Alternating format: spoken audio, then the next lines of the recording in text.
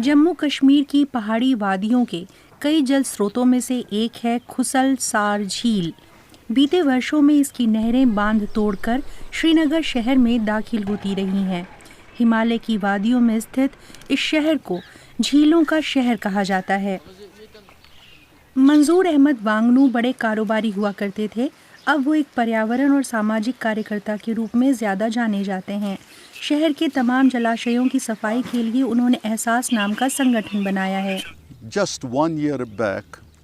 महज 1 साल पहले ही ये झील बड़े बुरे हाल में थी। मरे हुए जानवर, पॉलीथीन की थैलियां, ये सब पड़ी रहती थीं और लोग चलते थे उस पर। तो हमने मिशन एहसास के तहत जब ये मुहिम शुरू की तो यहीं के लोग हमारा मखौल उड़ाने लगे। लेकिन मंजूर मजाक उड़ाए जाने से विचलित नहीं हुए। वो जानते थे कि जलमार्गों को साफ करने से बाढ़ में कमी आएगी। उन्हें यकीन था कि एक रोज स्थानीय लोग उनकी मदद करेंगे। शुरुआत में हम सिर्फ 4 लोग थे, मैं और रिश्ते में मेरे 3 भाई। 10 दिनों में ही स्थानीय लोग हमारे पास आने लगे और मदद करने लगे। यहाँ से हमने 960 ट्रक मलबा निकाला।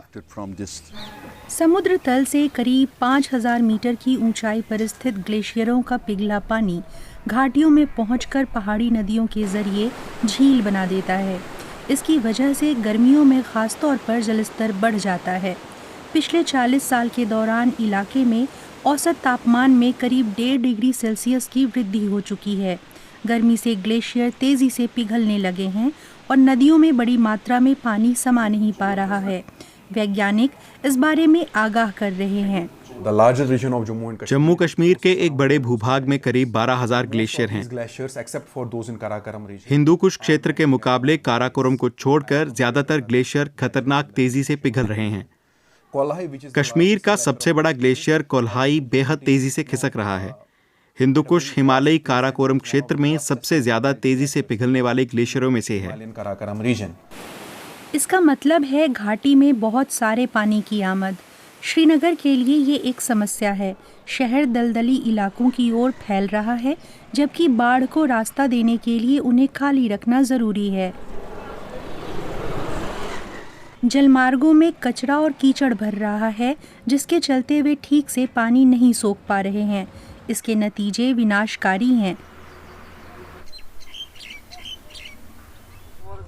जैसा कि 2014 की बाढ़ में हुआ था, कश्मीर घाटी में 1 खरब रुपए के नुकसान का अंदाज़ा लगाया गया था। इलाके में करीब 300 लोग मारे गए थे, 1200 से ज़्यादा घर तबाह हो गए थे। मुश्ताक अहमद का घर भी उनमें से एक था। वो दलदली ज़मीन पर बना था। तब से वो इन इलाकों की मरम्मत और बहाली के काम में जुड़ गए हैं। उन्होंने बाढ़ के पुराने रास्ते और दलदली ज़मीन खोज निकाली जो उफनती नदियों का पानी थाम सकें। उन्होंने सरकार से संवेदनशील इलाकों के इर्द गिर्द रिहायशी ढांचों, शॉपिंग मॉल का निर्माण न कराने की भी अपील की। ये सारा का सारा दलदल था। यहाँ आज मकान खड़े हैं। ये स्पिलेज चैनल था, पानी यहाँ से निकलता था। मैंने अधिकारियों से इसे साफ करने की गुजारिश की। यहाँ अक्सर बाढ़ आती है। अगर पानी निकास के रास्ते साफ रहते तो हम बाढ़ में नहीं घिरते। सरकार का कहना है कि वो बाढ़ नियंत्रण उपायों को सुधारने के लिए काम कर रही है। एजाज अहमद एक कार्यकारी इंजीनियर हैं। वो बताते हैं कि उनका विभाग कश्मीर की प्रमुख नदी झेलम और उसके निकास चैनलों की जलग्रहण क्षमता को बढ़ाने की कोशिशों में जुटा है। जो हमारी स्पिलवे चैनल है उसकी विड्थ हम और उसकी ड्रेजिंग वो कर रहे हैं, जिसकी वजह से उसका एरिया 46,000 क्यूसेक्स हो जाएगा। जो फ्लड बोन्स एरिया है उसका हमने बना दिया, वो नोटिफाई हो जाएगा, तो फिर उसमें कोई कंस्ट्रक्शन नहीं हो जाएगा। अपने नियमित सफाई अभियान से मंजूर वांगनू स्थानीय निवासियों को भी प्रेरित कर रहे हैं। वो मानते हैं कि घाटी की बाढ़ की समस्या से निपटने का यही एक तरीका है। स्थानीय लोगों की मदद से उनका लक्ष्य इलाके के इकोसिस्टम और उसकी अहमियत को बहाल करने का भी है।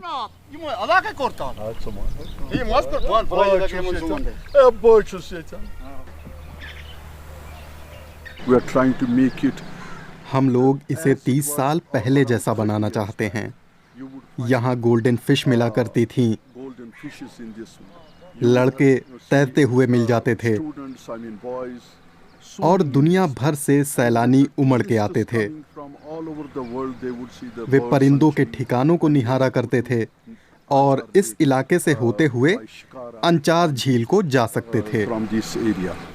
खुसलसार झील के वेटलैंड को बहाल करने के लिए स्थानीय लोगों और सरकार की ओर से अनवरत कोशिशों की दरकार है।